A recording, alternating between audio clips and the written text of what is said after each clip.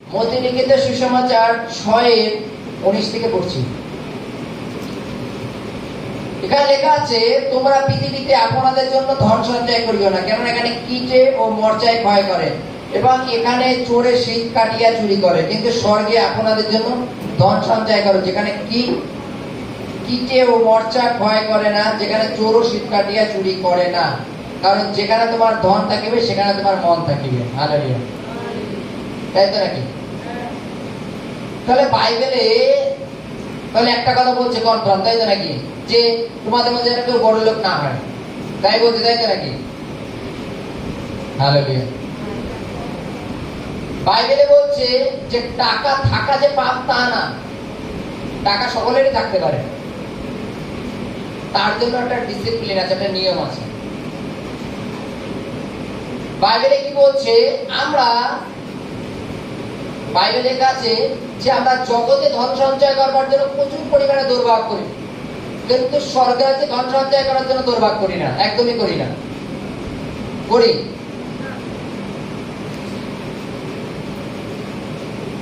জগতে ধন সঞ্চয় করার জন্য আমরা দিন রাত পরিশ্রম করি। এমনকি রবিবার একদিন বাইবেলে লেখা আছে, তোমরা সপ্তাহে একটা দিন ঈশ্বরের উদ্দেশ্যে বিশ্রাম দিন পালন করো আর সেটা পবিত্র বানিও। সেই দিনটা আমরা পয়সার পিছনে দৌড়ে বেড়াই সকাল থেকে সন্ধ্যা পর্যন্ত।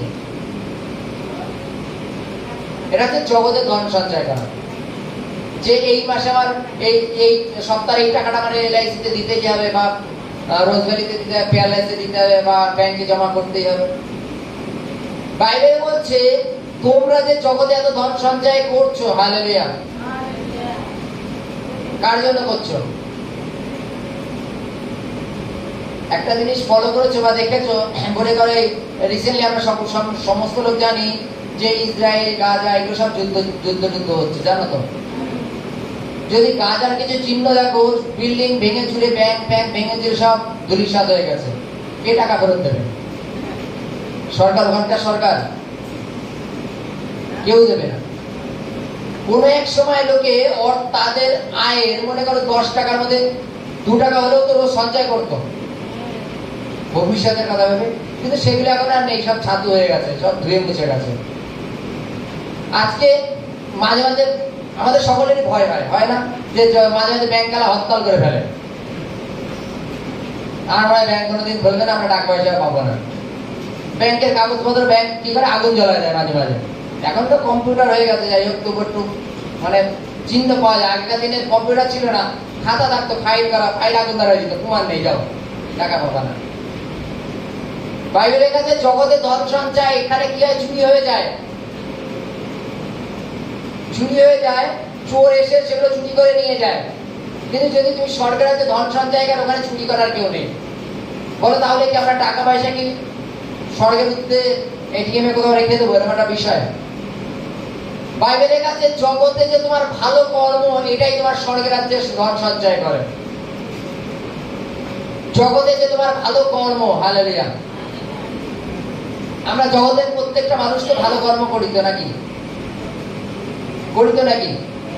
এখন যদি কাউকে উপকার করি, 2 দিন পরে যখন তার সাথে গন্ডগোল হবে, তখন তাকে হিট মেরে বলবো, তোকে যেটা দিয়েছিলাম মনে নেই, তোর খাওয়ার সময় মনে ছিল না, ভালো কর্ম করলাম, তাই তো নাকি?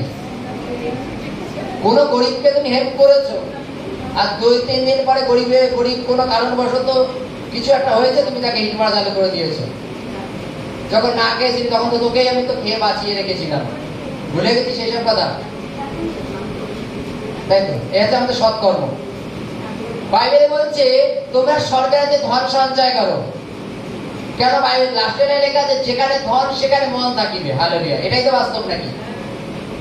যেখানে ধন সেখানে মন থাকবে, তাই তো নাকি? মনে করো উদাহরণ, আমাদের দীপান ভাইয়ের কথাই বলি।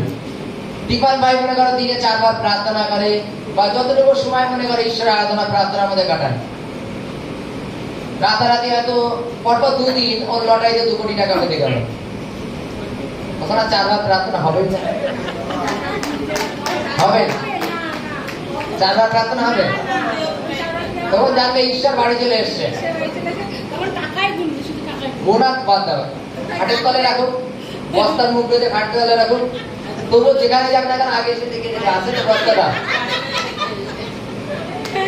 তাই তো নাকি? খাটের তলায় রাখলো, যতবার মোড়ে মাথায় যাক বাজারে যাক যতবার রিটার্ন এসে দেখবে আছে তো বস্তাটা জায়গায়। রাত্রে ঘুমানোর পরে কি হয়, যদি দরজাটা টকপট করে উঠলো মনে হচ্ছে চোর এসে আমার ওই টাকাটা আগে দরজা উঁচু করে দেখে নেবে, আগে দেখি বস্তাটা আছে কিনা। বাইরে লেখা আছে যেখানে তোমার ধন সেখানে তোমার মন। কেন বলছে? আমরা জগতের লোক অর্থের পেছনে দৌড়াতে দৌড়াতে এমন একটা জায়গায় পৌঁছায় যাই যে ঈশ্বরকে আমরা ত্যাগ করে দিই। হালেলুয়া। অর্থের পেছনে দৌড়াতে গিয়ে এত পরিমাণে দৌড়ানো চালু করি যে আমাদের যে একজন ঈশ্বর আছে তাকে আমরা ভুলে যাই। যিনি আমাকে রক্ষা করেছেন, যিনি আমাকে রচনা করেছেন, যিনি আমাকে এই পর্যন্ত নিয়ে এসেছেন, যিনি আমাকে আগে বাড়তে সাহায্য করছেন তাকে আমরা ভুলে যাই। কেন? আমাদের সামনে অর্থ আছে। বাইবেল বলছে যে জগতে তোমরা এইভাবে ধন সঞ্চয় করো না, কারণ যেখানে তোমার ধন থাকবে সেখানে মন থাকবে। জগতে ধনের পিছনে দৌড়াতে গেলে তোমার ঈশ্বর সদাপুর থেকে ভাবনা সরে যাবে। বরং আমরা যেন স্বর্গে ধন সঞ্চয় করি। হালেলুয়া। আমরা যেন স্বর্গে ধন সঞ্চয় করি। এবার স্বর্গে ধন সঞ্চয় করতে গেলে আমাদের কি করতে হবে? হালেলুয়া।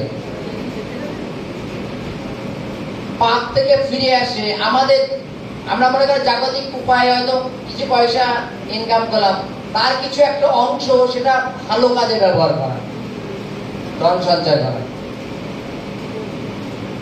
বিচারের সময় যিশু বলছে যে আমি কিছুকে ডান পাশে আর কিছু বাঁ পাশে রাখবো। ডান পাশের লোকদের বলবো, যখন আমি ক্ষুধিত ছিলাম তুমি আমাকে খাইয়েছিলে, যখন আমি তৃষ্ণার্ত ছিলাম তুমি আমাকে পান করিয়েছিলে, যখন আমি কারাগারে